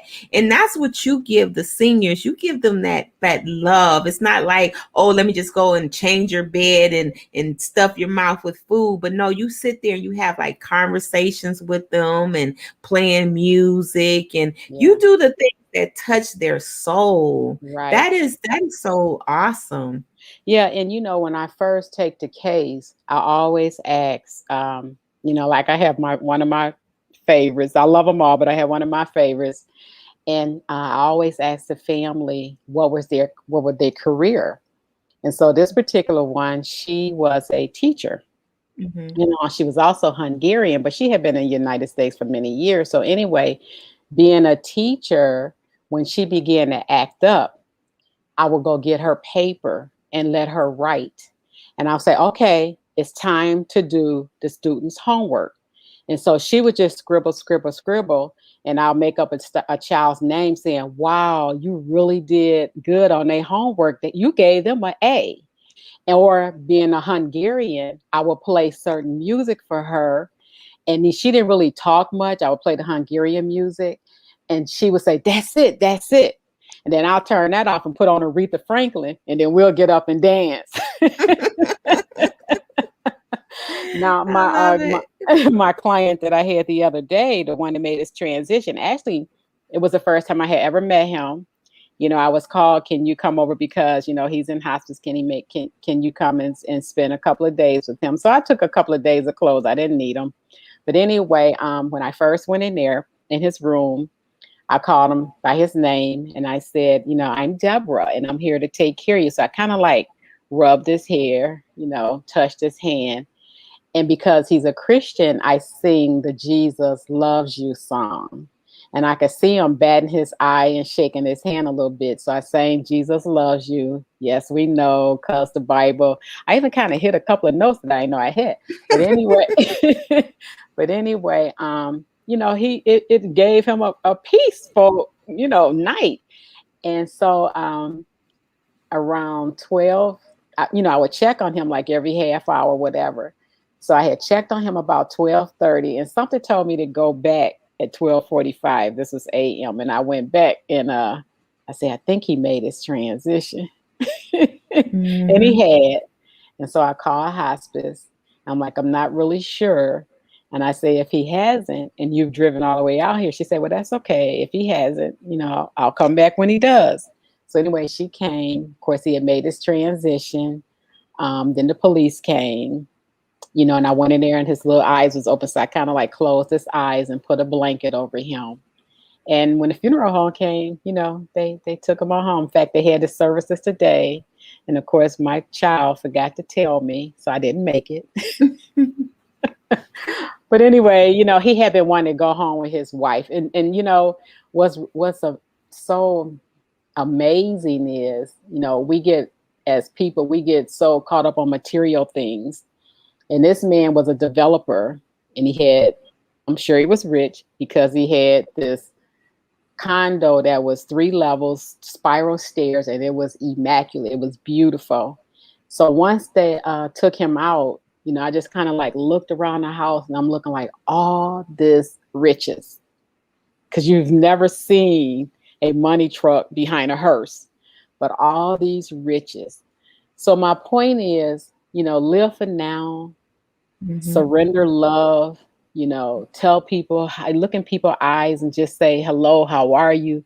You never know what a person is going through and you never know when your last breath. And if someone enters your mind and you think about them and you haven't spoken to them and it come across your mind, call them because that's that spiritual connection saying, call and check on that person. And 9 times out of 10, they're gonna say, I was just thinking about you. And I'm like, well, I'm just calling to see you. Or even send out, because I remember this year I said I want to be able to reach 1 million people this year. So my daughter said, how are you gonna reach 1 million people? I say, you can reach 1 million people in a bat of an eye. You know, if you send out positive, knowing thoughts of love through social media, just send it out to the universe when you speak, say hello to the person in the store, wave at the person next door, smile at the person in the car.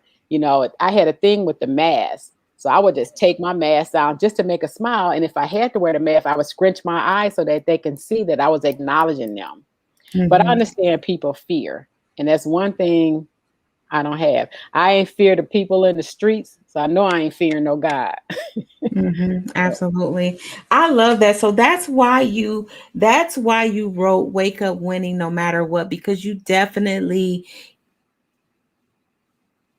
position yourself and you're definitely walking the walk of somebody that's waking up winning no matter what. It doesn't matter whether you have kids at 15. It doesn't matter whether you taking care of seniors and they make transitions. It doesn't matter whether you have to move abruptly or jobs, you know, close down, you know, abruptly. It doesn't matter. You just said that, you know what, you're going to wake up winning no matter what. And No that's matter what. your book. So if you all want to connect with Miss Bell, please go check out their website, Angels on Assignment. thehomecare.com. Perhaps if you're, especially if you're in the Detroit metropolitan area and you need services, look to them, as I hope you felt how your loved ones will definitely be taken care of. And also get her book. You can go to Deborah.wakeupwinning.vol2.com and get her book, and she will send you a book. And like she said, I don't know if she mentioned it, I think she did. She did 100. Your pre-sales was 100 books. Yeah. That was before the book even launched. You pre-sold 100 books. So on our next discussion, we're going to talk about how you did that, because a Okay. lot of people want to know, how do you sell books before you even write them? And you're going to tell them how you sold your books before they were even out, and you're still selling books every single day. So bestie, Yes, sweetie. I really appreciate this conversation, and I hope you stick around. We got Miss Ashley Blanchard in the back, and Ashley is a singer. I have checked out her videos.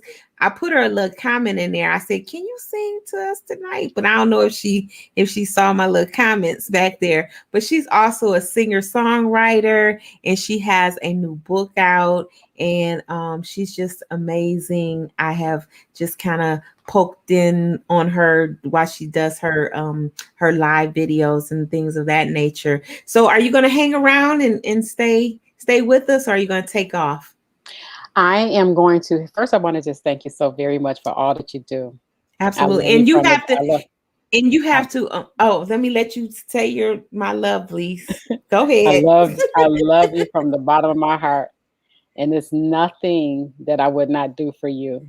And nowhere I will not go for you. And I have a power word. Okay, wait, no, I didn't forget you. That's what I was going to say. I wanted you to answer the question of, if there's someone sitting on the fence and thinking about whether they could become an author or whatever it is, what advice would you give them? If they're sitting on the fence,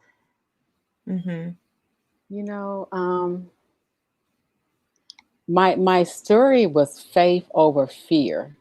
Okay. Move you and just do it. Just do it. Faith over fear. What do you have to fear? You wake up every day. You drive these streets every day. You go to a job. I fired my boss. I worked 30 years. And because it wasn't about taking care of the clients anymore, because I worked for the Department of Civil Rights, and it wasn't fighting for the rights of the people. So I made a decision. I gave myself 6 months, never told anybody until 2 months before it was time to go. And then I was gone. So you have to, you can't continue to build someone else's business and not build your own. So don't have no fear, have no doubt. Have no fear. And what's your power word? My power word is I am. And the reason why it's power, because subconsciously, people don't realize I am can be for the good or the bad. I am healthy or I am sick. I am rich or I am poor. I am beautiful or I am ugly. So whatever you put before I am, the universe says your wish is my command. Absolutely. Absolutely. Thank you so much for that. Thank you so much for that. So you got it. This has been a great discussion with the one and only Deborah Bell, author, one of the co-authors of Wake Up Winning No Matter What, Because Losing is Not an Option, Volume 2. You can purchase her book through Deborah.wakeupwinning.2.com. And also make sure that you check out her website if you have any needs of senior adult care. She is definitely a person that can help you. So I will talk to you real soon. And thank you so much for. Thank you, sweetheart. You're welcome for spreading all that wisdom. It's nothing like being able to to have someone help you along your journey, to have someone that can keep you inspired. And Deborah is definitely a woman of her word. She is one that walks the walk and talks the talk. She does not have any fear whatsoever. And it's just a blessing to know her. I didn't share our funny story of how we met, but that's another talk for another day. But in the meantime, I'm going to see if this beautiful queen is ready to come on. I see she popped out and popped back on. So, Miss Ashley, how are Hello. you? Good. That's that's good. I'm so glad you made it in tonight. It's such an honor to see you. I can't wait to have this time to talk to you a little bit further. And how are you doing today? I'm doing good. You doing good? Yes. Awesome. Well, what I am going to do is I'm going to move out the way and let you introduce yourself to everyone. And then I'll come right back and we will talk about your amazing book, My Journey to Recovery. All right. Well, hello, everyone. Hi, my name is Ashley. I'm originally from Brooklyn, New York, but I'm residing here now in Westchester County in Elmsport, New York. I am a singer. I'm a songwriter. I'm a solo music artist. I'm a motivational speaker. I am an activist and advocate for mental health awareness. I am also an author of 3 books, My Journey to Recovery, which is right here, Influence Influential, and I Am Determined, which is right here. I'm also a talk show host, and so I do have a podcast as well. My talk show is called Ashes Inspirations. You can catch me on the streaming Inspirational Broadcasting Network at 7 o'clock p.m. You can tune into their Facebook page or the YouTube page that is now finished doing the episode. So you can please check that out on my page or the YouTube page. I do have a podcast on Inspirational Time with Ashley Blanchard. I just go on live, give spiritual words of encouragement, give out some devotions, and all people can worship every season. And I'm also Miss found hashtag. Miss Ashley, we're having a hard time hearing you. Are you um are you on headsets or could you Yeah, I have headphones, yes. you're on headsets? Well, I don't know because we're having a really, really bad time hearing you. Is it possible that maybe you could take the headsets off? Maybe you'll come through clear without them. You want to try Okay. that?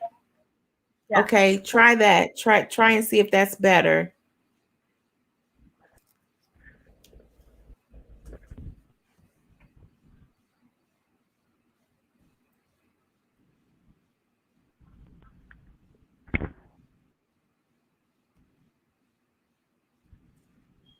Okay. While she works on that, this is the way it is, the technology, and but that's okay because we'll get it together.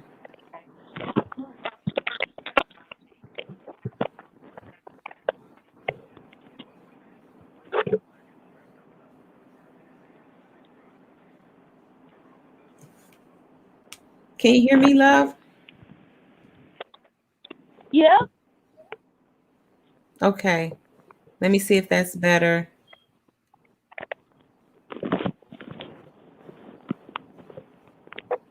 Yeah. Okay. So carry on. You were saying that you were start from the point of it's still bad. Tell me about your podcast. Okay.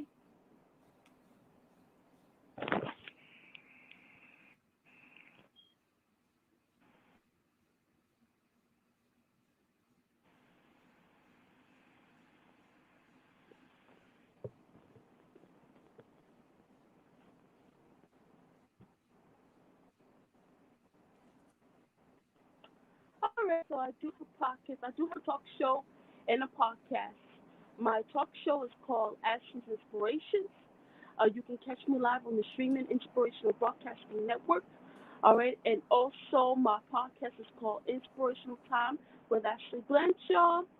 I go on social media. I go on the streaming inspirational broadcasting network. All right, and also on the podcasting the networks too. And I give out some spiritual words of encouragement. I give out some devotions and also do some praise and worship and some singing.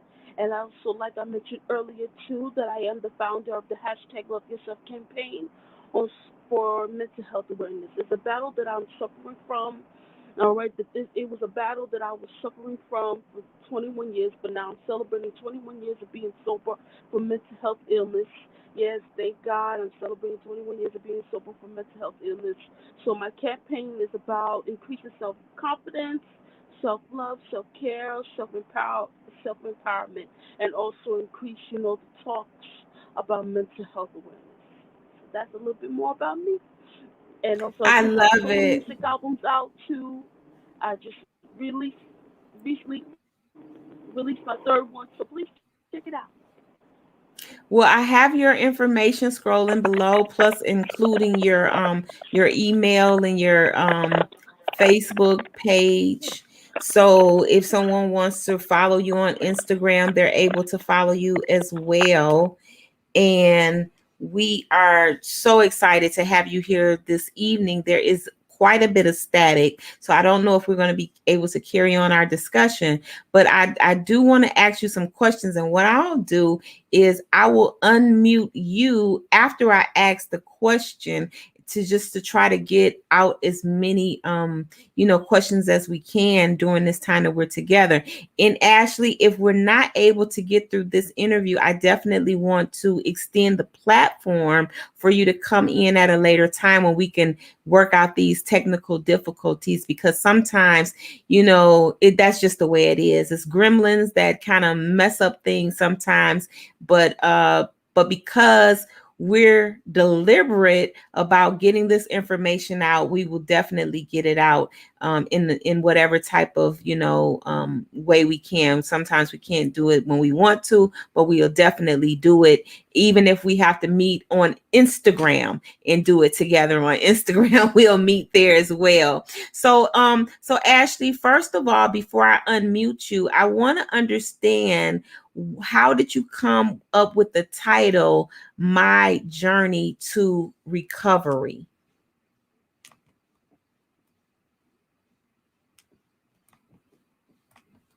Unmute yourself.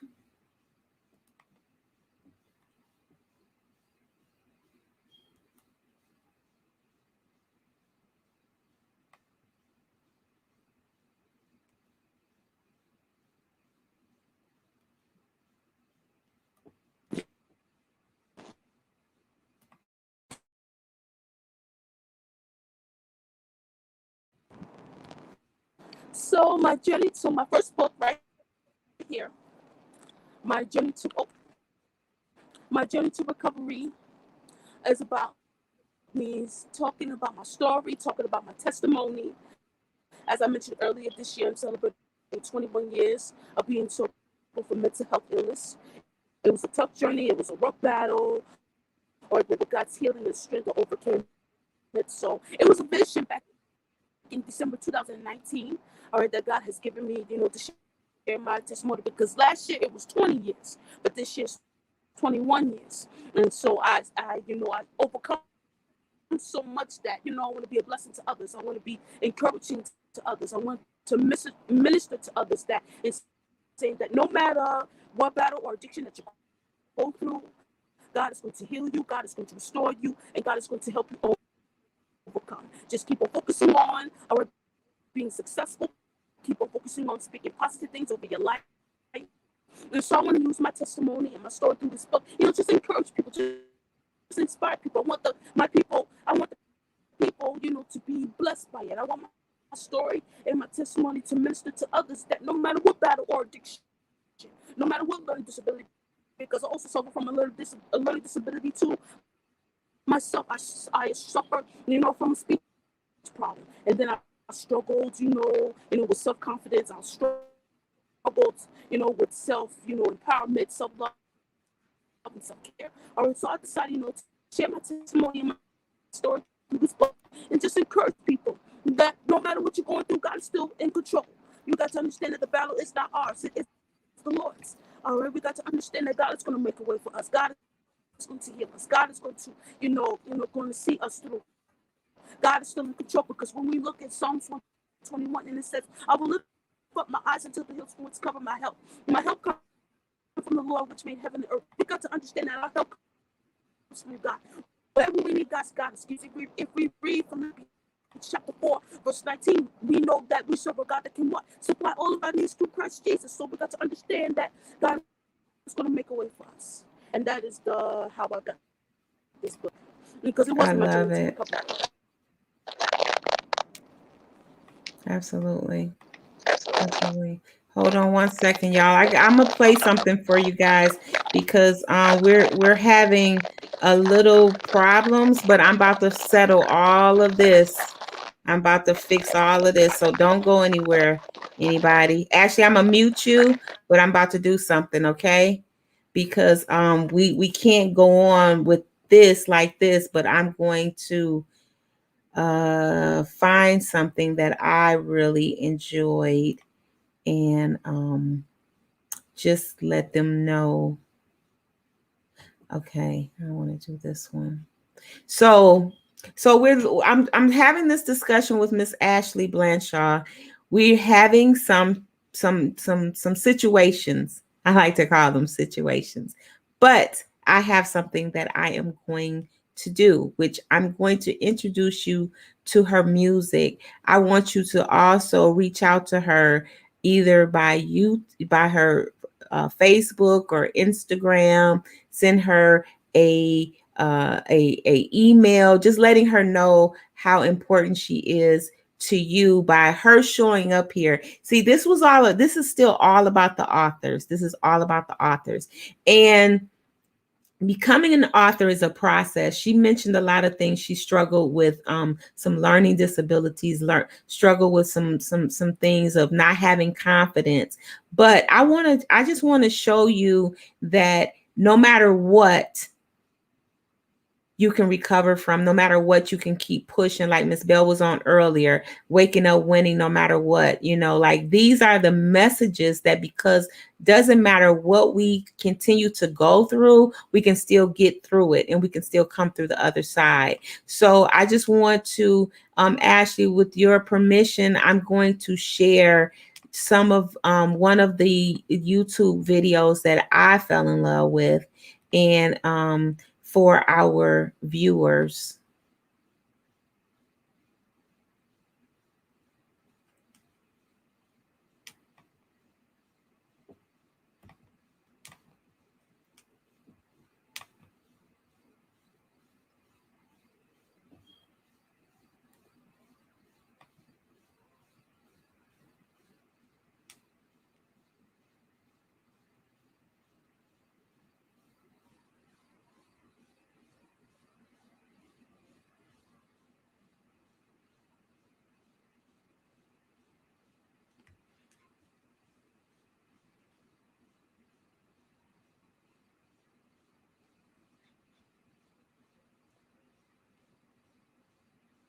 Can you hear it? You can't hear it? Ugh.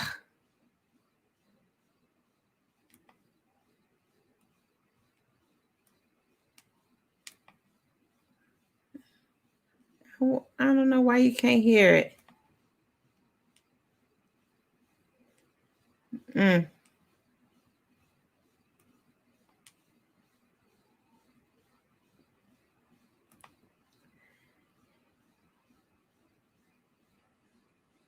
Okay, so you say you can't hear it? You can't hear it? Okay. Well, I'm gonna put the link in here, okay? And I'm gonna encourage everybody to go and listen to it because it's still playing in my ear. Okay, so I was trying to get you all to hear her her singing. She has an amazing voice. She's just so powerful, so dynamic. We're having a lot of trouble with getting her stream to come through. So for that, I apologize. I apologize for our viewers watching in anticipation of wanting to know more about my journey to recovery. But I just want you to make sure you reach out to her and go visit her Facebook Music Art page. You will hear her beautiful sounding voice. She is amazing. She also does a lot of Instagram, and you can just kind of learn more about her, follow her story. And Miss Ashley, we're going to figure it out. We're going to figure it out together. We're going to make sure that when you come back on, that we can, we'll be able to hear you a little bit better. It's probably just a streaming problem. I don't know. But I hope that everyone has enjoyed our time today. This has been day 3 of our book fair, and some amazing authors have come before you. And yes, we've had hiccups, and it's okay. This is life. This is as good as it gets. As long as we keep a positive attitude, as long as we decide that we're going to push through it, it does not matter about the roller coaster rides that life offers us, because we're just going to stay on the ride, and we're going to just ride it until the wheels fall off, because that's what we do. Absolutely. So I just want to thank everybody for joining us tonight. We'll be back on tomorrow at 12 o'clock with more inspirational, dynamic, and motivational authors, the authors showing you how they push through and how they never gave up, and how they are continuing to win. So until we meet tomorrow, I want to say peace, love, and light to you all. Expect a great evening, and listen to MC Class as you go out and take this into your meditation tonight. Go through with PTSD also, I'm ex-military. But I learned how to turn it into microphone techniques. So I'm going to freestyle, and then I'm going to tell y'all a little something. Because Wanda D told me to freestyle. Say, I am enough. I am enough. I am enough. Hard with the drums. I am enough. I am enough. I am enough. I am enough. I come from the boogie down, south side of town. MCs like me, we come incredible. See, I've been spending so much time in my head. Grab the microphone. Did you hear what I just said? I got skills, rocking on the mic. I pay bills all the time. Rapping on the beat with the rhyme. I'm coming off the top of my mind. I do this all the time. This is how I rhyme. I am enough. I am enough. Sing it. I am enough. I am enough. I am enough. I am enough. I am enough. Times right now totally rough.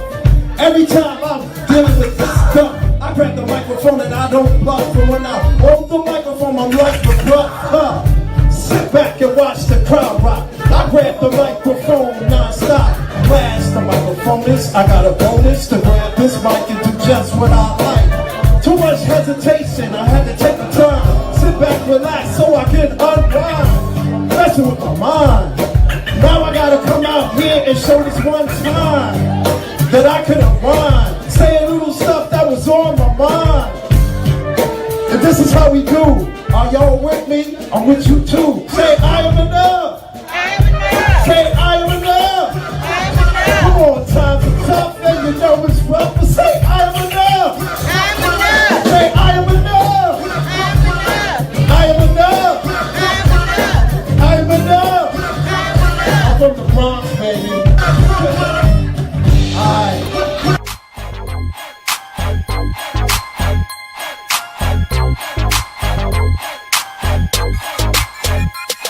In the 8C.